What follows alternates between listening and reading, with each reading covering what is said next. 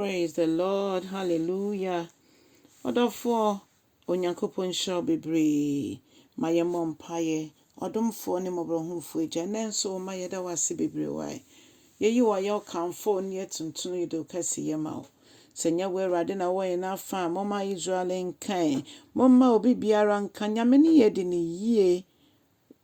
Oni yedi ne yie. Na rade pa ye bompa se nenso wo be kasa kire ye. Na wasam na ba ebesiesie yen na ema ye kwampa ye nam so a ye be hu ani onyam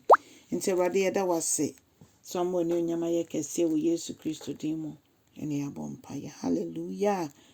odofo nan so me mama kwa abade ba oti ase sendwumedie so na ya fa yakenka nsam afia nwom edunkron ne nchichemu nson kosi do ba akon o se Awurade mmra ye pe edwodwo okra Awurade adanse etim ema awemfo hunu nyansa odofo eye nokora nso nyame asam ba eba ye nchen besiesie yen na asam no eye pe brofo beka se eye perfect Awurade ahyede etene ema akomato yem Awurade emra hye ho ete Awurade mmra hye ho te na etie ni ampanso onyame ansam na ebie me ne wo ye ni eno na etie ni efise niema bi wo na ye wo wiase a ye no ya dwen ye ese eno na ye nanso nyame ansam ba bete ye ni a eboa yen ema ye hu sese na eye ni wusam ye twe ye ho efiri ho Awurade sro eye kronkron ejina hoda Awurade atemudie eye nokre ampa nyame asem eye nokre na temudie ejapade a wode ma ye no ene nyame asem ye nya ne nyina wo nyame asem mu eno na ye kra eno ena ekra ye mu kosi se Kristo beba na se yesuro Awurade nso a Awurade ema ye kronkrona na asem ema ye kronkron ye na asem etu anamo ache se yesuro Awurade ne oka no eno na ye hallelujah brofo say reverence to God or say eya kono sne sika ama papi na eya frem sne ewo ene ahwedie mu ahwedie mu ensio ene ntino onyame asem eya kono chen sika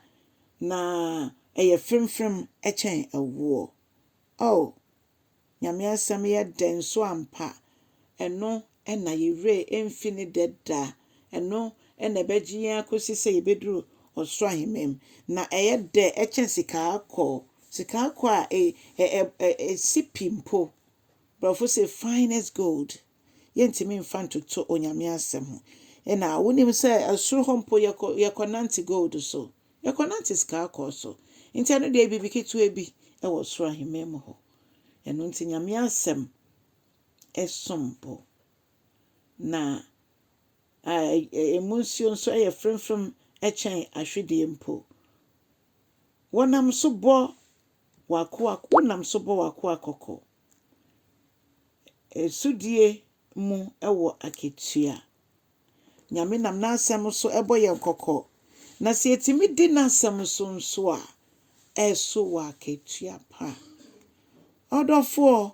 edie ene ebetimi di asesa onyame asem bibie ni ho oso we pagya na asem achen ne din Jehova adintia efise Onyankopɔn maye no ewo Kristo Yesu mu na Kristo Yesu nso ni asem no nti we pagya Yesu ama ne din aburu din nyina so se Yesu Kristo din ne ebo akoto dwa nyina akoto na techeme nyina pem ka se Yesu Kristo ni Awurade nti so no ni onyame asem no nyame se we pagya na asem achen ne din Jehova dia ene we pagya Yesu din achen Jehova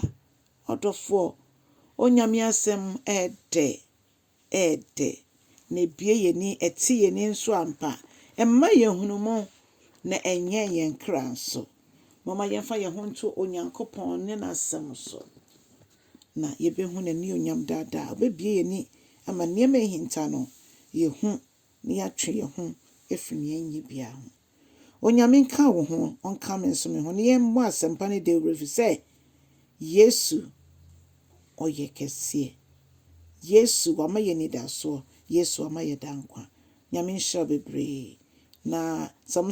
subscribe nso abɔmmɔden na subscribe na bɔ ɛdɔn no so na Onyankopɔn so ɔnkɔ so no nhyira wo. Wɔ Yesu din mu. Amen.